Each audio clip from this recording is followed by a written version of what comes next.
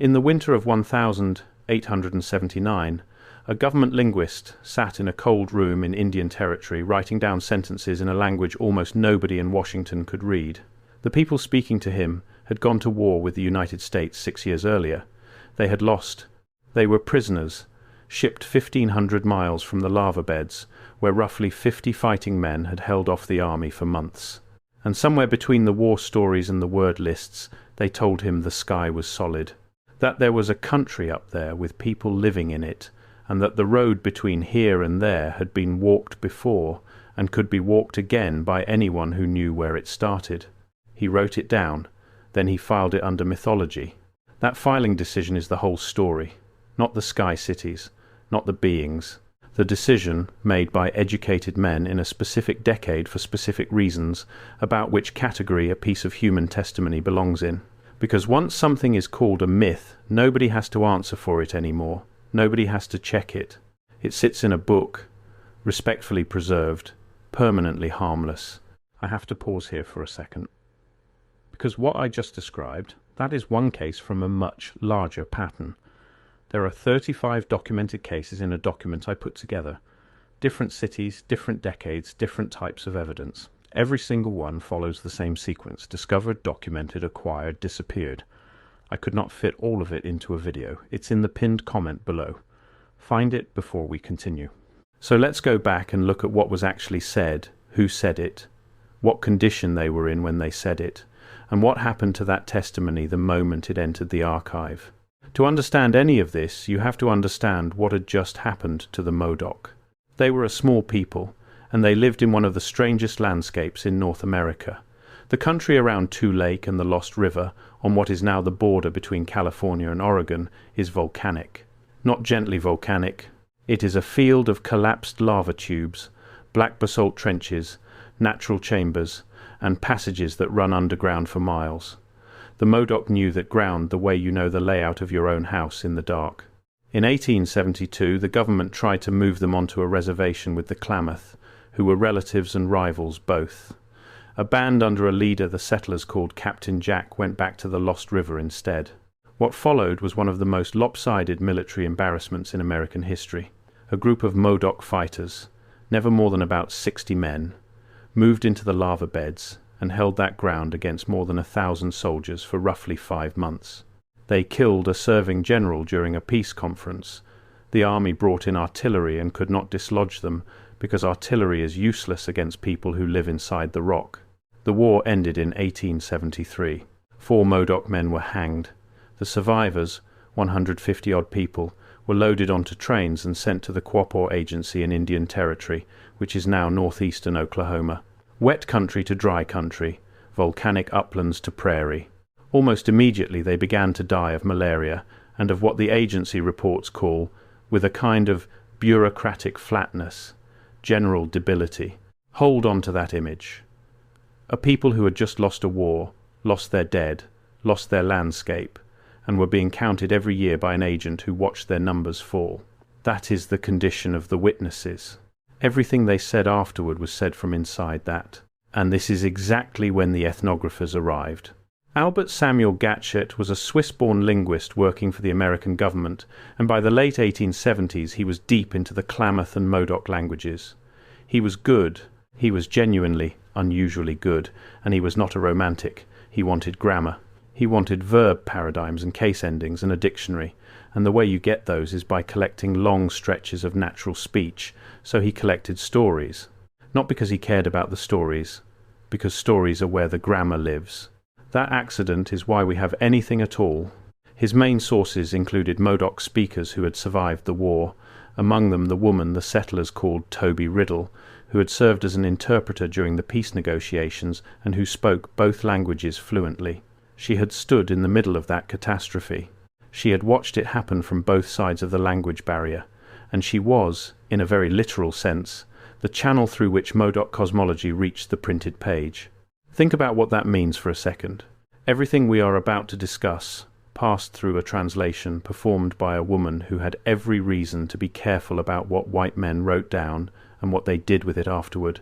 Every reason. Gatet's material eventually became a 2-volume study of the Klamath and Modoc, published by the government in 1890 but built from fieldwork done in the late 1870s. Around the same stretch of years, John Wesley Powell was assembling the Bureau of Ethnology in Washington, chartered in 1879. That date is not a coincidence in this. We will come back to it, because 1879 is the year the filing system got built. First, the testimony. The single most consistent element in Klamath and Modoc cosmology, and in the cosmology of most of their neighbours, is that the sky is not empty. It is not a distance. It is a thing with a surface, and it has a top side. That is not a poetic flourish, and it is not a metaphor the translators invented. It shows up in the grammar, in the way locations are marked. The upper world is spoken about the way you speak about a place you could physically go, with the same directional endings you would use for a village across the lake. Not up there, in the sense of unreachable. Up there in the sense of over the ridge. And people live on it.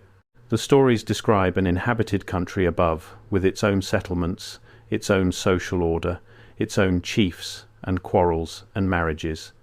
Beings come down from it. Beings from below go up to it. There is traffic. There is a road. And the road is described with the sort of practical detail you would expect from people describing a trail they have actually used. Certain mountains touch it. Certain places are thin. Somebody's grandmother's brother went up and came back, and there were consequences. Now, the standard reading of all this is that it is symbolic. That upper world means spiritual realm, and that indigenous people, like every people on earth, projected social structure onto the heavens. That reading is not stupid. It is the reading most anthropologists still hold, and there are good arguments for it, and we are going to give those arguments a full and honest hearing later in this video. I am not going to pretend the skeptics are fools. They are not. But notice what the standard reading requires. It requires that when a Modoc speaker uses the same physical, directional, walkable grammar for the sky country that they use for the next valley, we translate the second one literally and the first one symbolically. We make that choice. The speaker did not make it. We made it on their behalf, after the fact. That is the crack this entire subject lives inside. So, who lived up there? This is the part the title of this video promised you, and it is the part that popular retellings usually invent, so I want to stay tight to what is actually in the regional record. The beings of the upper world are not described as spirits. That is the first thing. They have bodies. They eat. They have houses and fires and food stores. They have families with the same kinship structure as the people below, and the same problems, and in several accounts they are notably better off. Their country is described as having more game, better weather, and a kind of order that the lower world does not have. They are also described as coming down, not appearing, descending. The mechanism is usually a rope or a cord, sometimes braided sinew, sometimes a plant fibre line, sometimes a ladder, and the descent is treated as a physical operation with physical failure modes. Ropes break, people fall, somebody gets left up there. And there is a marriage pattern, which is where this gets genuinely hard to explain away. Across an enormous stretch of North America, from the plateau down through California and out to the eastern woodlands, there is a narrative in which a woman is taken up into the sky and becomes the wife of a being who lives there. She has a child. She is warned not to dig in a certain place or not to open a certain thing, and she does it anyway, and through the opening she sees the country below and understands where she is. Then she attempts to come back down, usually on a rope, and depending on the telling she makes it, or she falls, or her child makes it, and she does not. Stith Thompson catalogued that tale across dozens and dozens of separate versions from unconnected peoples in the middle of the 20th century, and it remains one of the most widely distributed narratives ever documented on the continent. The Klamath and Modoc versions sit inside that distribution. Now, the folklorist's reading of that is diffusion. The story spread along trade routes and marriage networks over thousands of years, the way stories do, and its wide distribution is evidence of contact rather than evidence of content. That is a strong argument, and it is probably right, and I want it on the record before I say the next thing. The next thing is this. The story is not about a goddess. It is about logistics. A woman goes up, discovers she has been taken, finds a hole in the floor of the country she is in, and tries to engineer her way home. The emotional center of it is not awe. It is being trapped somewhere with a view down, and the beings themselves come out of these accounts looking less like deities than like a neighboring population. Ones who had access to a route the people below did not fully control, ones who took wives, ones who could be lied to, escaped from, and occasionally beaten. You do not usually build a religion around beings you can outsmart. Then there is Kumush. Kumush, sometimes written Kamukamts, is the central figure of Modoc origin tradition, and he is not a god in the way a European reader expects a god. He is a builder, a traveller, a trickster, and something like a first ancestor. He makes the world by moving through it and doing things in it. He is described in a way that feels less like worship and more like memory. The most famous Kumush narrative involves a journey underground. He goes down into a spirit country beneath the world, a place full of the shades of people, and he stays there through a long period of darkness and dancing, and then he attempts to bring some of those people back up to the surface to populate the world above. He carries them in a basket. He is warned not to look back or not to speak, depending on the telling, and the attempt fails partway up. Some of the people escape, some are lost. The world ends up populated, but not the way it was supposed to be. If that structure sounds familiar, it should. It is the same skeleton as Orpheus and Eurydice. It is the same skeleton as a dozen other narratives from cultures that had no plausible contact with each other, and the standard explanation is that human beings independently generate stories about the dead and the failure to retrieve them, which, again, is a reasonable explanation. But here is the part that gets edited out of the popular summaries. After Kumush finishes with the underworld, he goes up. He travels east along the path of the sun to the place where the sun rises, and he goes up into the sky country, and in some tellings he builds his house there and stays. The story does not end with a spirit ascending to heaven. It ends with a builder relocating. Down there is a country. Up there is a country.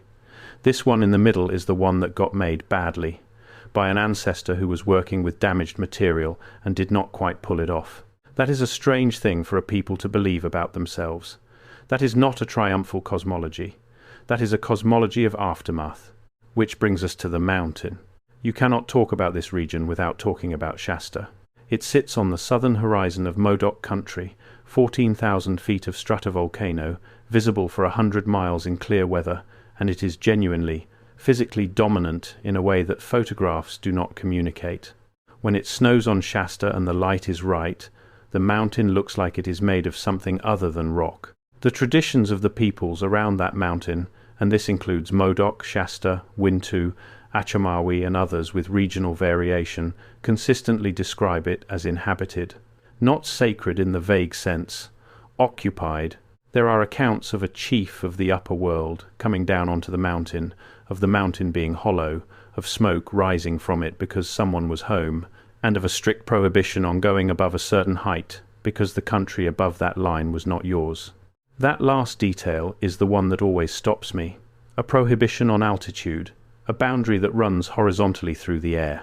Now, I want to be extremely careful here, because this is exactly where this subject usually goes off the rails. Starting in the 1880s and accelerating through the 20th century, a completely separate body of material got attached to Mount Shasta.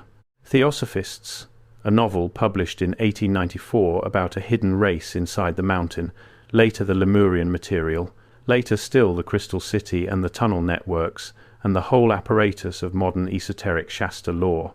Almost none of that is indigenous. Most of it was invented by white writers in California between roughly 1890 and 1940, and it has since been laundered backward until people quote it as if it were ancient. So when you see a video or an article claiming that the Modoc described a crystal city beneath Shasta, that is not from Gatet, that is not from the 1870s, and that is not from the Modoc. That is from a bookstore in San Francisco. I'm telling you this because the actual material is more interesting than the invented material, and because if we are going to ask hard questions about the archive, we do not get to be sloppy ourselves. The moment you mix in the Lemurians, before I go further, that document in the pinned comment. If you have not found it yet, go there now. because everything I cover in these videos is one piece of a pattern that only becomes visible when you see all 35 cases together. The document shows you the full pattern. What I can show you here is the surface. What is down there is everything underneath it. Pinned comment, now, then come back. Every legitimate question you were about to ask becomes unaskable. That is how good questions get killed, not by being refuted, by being contaminated. So set the Crystal City aside permanently. What we have from the period is stranger and quieter. An inhabited sky, a hollow mountain with someone in it, a vertical boundary you were not supposed to cross, and a language that treats all of it as geography. Now let's talk about 1879. If you have been finding this useful, subscribe. This channel goes into the archives and the primary sources on exactly this kind of material every week. The Bureau of Ethnology was created by Act of Congress in 1879 under the Smithsonian, with John Wesley Powell running it. Powell is a genuinely remarkable figure. One arm, lost at Shiloh, ran the Colorado River through the Grand Canyon in wooden boats when nobody knew what was down there. Serious scientist, serious administrator, and by the standards of his moment, relatively sympathetic to the peoples he studied. And his bureau did something that has shaped every conversation about Indigenous testimony since. It standardized the categories. Before the bureau, collection was chaotic. Missionaries, army officers, traders, and amateurs wrote down whatever struck them, in whatever form. After the bureau, there were schedules. There were forms. There were classification systems for language families and for material culture, and, crucially, for narrative. Every account collected got sorted into a bin, and the bins were designed in Washington by men who had already decided what kind of information Indigenous people were capable of transmitting. The bins were roughly these: language, which was real data; material culture, which was real data; social organization, which was real data; and mythology, which was where everything about origins, cosmology, ancestors, and the structure of the world went to be preserved and neutralized. There was no bin labeled history. There was no bin labeled testimony. There was no bin labeled description of something that happened. And I want to be precise about the mechanism, because the paranoid version of this story is wrong, and the boring version is much worse. Nobody sat in a room and conspired to bury the truth. What happened is more ordinary and more permanent. A generation of scholars built a filing system based on the assumption that peoples without writing could not transmit accurate information about the deep past. Once that assumption is baked into the categories, it stops being an assumption. It becomes the shape of the archive. And every researcher who comes afterward inherits the shape without ever seeing the decision. That is the argument, not suppression, architecture. Now here is where I have to be honest with you about the limits of what I can actually show. I cannot tell you that the Modoc were describing physical structures in the sky. I do not know that, and nobody watching this does either. Anyone who tells you they have proof is selling something. What I can show you is that there is a systematic pattern in how this class of testimony was handled, and that the pattern is not neutral. Consider what the same era did with other material. When Heinrich Schliemann went looking for Troy in the 1870s, he was working from Homer, which every serious scholar of the period considered fiction. He was mocked for it. He dug anyway, and he found a city. His methods were destructive, and his interpretations were often wrong, but the underlying bet was correct. There was a real place under the story. When Indigenous Australians described the coastline being further out, and land where there is now water, that was folklore for 2 centuries. Then sea level reconstruction caught up, and it turned out those accounts track post-glacial inundation with disturbing precision over a span of thousands of years. When Pacific Northwest peoples described a night when the ocean came in and the villages were destroyed, that was myth. Then geologists dated the Cascadia earthquake to January of 1700, cross-referenced it against Japanese tsunami records, and the myth turned out to be a dated eyewitness report. And then there is the one that should end this argument, because it belongs to the Modoc's own relatives. The Klamath, the people directly north of the Modoc, speaking a closely related language, tell of a conflict between 2 powerful beings, one belonging to the world below and one to the world above. The being from below stands on a mountain. There is fire and darkness and burning rock falling on the country, and at the end of it the mountain is gone and there is water where it stood. Gatet recorded that material in the same body of work, in the same years, from the same region. It went into the same bin. Mount Mazama collapsed roughly 7,700 years ago in one of the largest volcanic events in the history of the continent. The caldera filled with water. It is now Crater Lake, and it is about 80 miles from where the Modoc lived. Geologists have dated the eruption precisely. Ash from it is a marker layer across the western United States, and there are sandals and other artifacts buried underneath that ash, which means people were standing there when it happened. So the Klamath were transmitting an accurate description of a specific geological catastrophe across something on the order of 300 generations, and the men who wrote it down in the 1870s filed it as a fight between two spirits. Not because they were malicious, because the category existed and the other category did not. 4 for 4, the pattern is the same. Oral testimony gets classified as myth, sits in the archive for a century or two, and then a technical discipline develops far enough to check it, and the testimony turns out to have been carrying real information the entire time. So the question is not whether indigenous oral tradition can transmit accurate information across long spans. That question is settled. It can. The question is what else is sitting in those bins, waiting for a discipline that can check it. Now let me give you the other side properly, because you deserve it. The strongest argument against reading any of this, literally, is that sky worlds are close to universal. Siberian, Norse, Mesoamerican, West African, Polynesian. Almost every human culture that has ever been documented has a layered cosmos with an inhabited upper level, and the explanation for that is not mysterious. Human beings have a strong intuition that important things are above them, that the dead go somewhere, and that social hierarchy maps onto vertical space. We say higher power, we say heaven above. We do it too. The second argument is about translation drift. Gatet was recording an agglutinative language with a locative system that has no clean English equivalent, working through interpreters in an era before recording equipment, decades before modern linguistic fieldwork standards existed. The directional endings that look so physical in English might carry connotations that simply do not survive the crossing. That is not a small objection. It might be fatal to the whole reading. The third argument is the strongest, and it is the one I find hardest to answer. The Modoc were in captivity.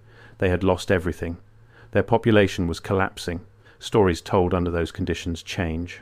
They compress, they acquire new emphases, they get shaped by what the teller thinks the listener wants, and by what the teller decides to withhold. Anyone who tells you they are reading pristine ancient cosmology out of the 1,879 material is ignoring the circumstances of its collection. Which is why I keep coming back to Toby Riddle standing in the middle of that translation, because here is what I think actually happened, and this is interpretation, not evidence, and you should hold it as loosely as I do. Something was said to Gatet that was not fully said. Something was held back, or simplified, or handed over in a version safe enough to give to a government man in the year after the hangings. And what came through, even in that reduced form, was a description of a world with 3 inhabited levels, a road between them, a failed creation in the middle one, and a builder who finished his work and went upstairs. That is not a religion. Religions do not usually describe the world as a botched job by an ancestor who then left. That reads like a memory of loss. And here is the part that I find genuinely difficult to shake. A people who had just watched their own world end were describing an earlier world that had also ended. They were sitting in Oklahoma, 1,500 miles from their volcanic uplands, telling a linguist about a creation that did not go according to plan, and about a country above that you used to be able to reach. Whatever that testimony is, it is not decorative. Something is being reported. Now, the wider movement that this video sits inside, the revisionist reading of the 19th century, usually frames all of this in terms of a hidden global civilization and a deliberate cover-up. I think that framing is a mistake, and I think it is a mistake for a reason worth spelling out. You do not need a conspiracy to lose knowledge. You need a category error, an institution to enforce it, and about 40 years. The 19th century did not have to burn the Modoc archive. It preserved the archive beautifully.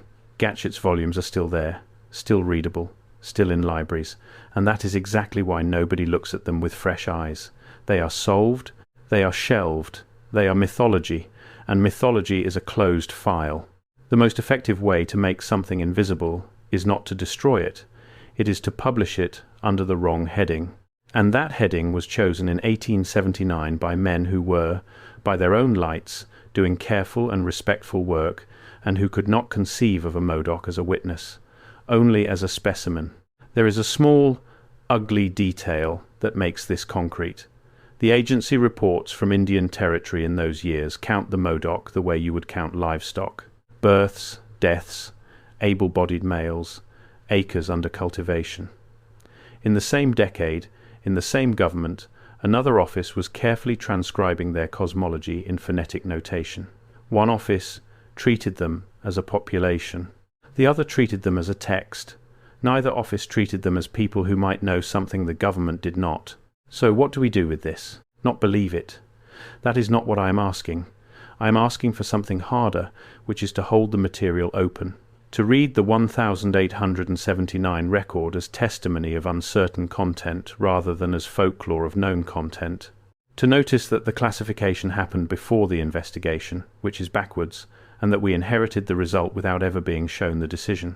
Because the people who gave that testimony did not get to choose the category. They were prisoners. They were dying of malaria on a prairie, and the one thing they could still do was talk, and someone wrote it down, and then the writing was labelled by someone else entirely. We have the words, we have the grammar, we have the locative endings that treat the sky like a place with a road to it. We have a builder who went up and stayed. We have a mountain you were forbidden to climb past a certain line. What we do not have is any right to be certain about what those things meant.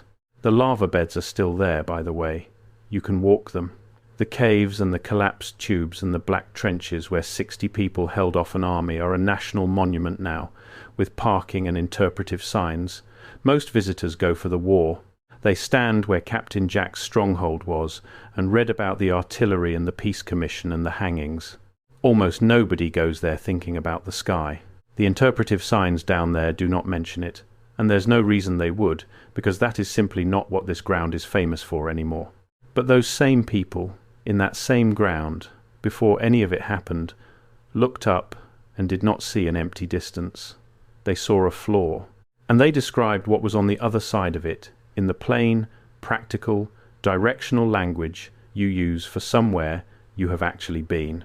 Then they were moved to Oklahoma and asked to explain themselves in a language that had no word for what they meant, to a man with a notebook in the year the filing system was built.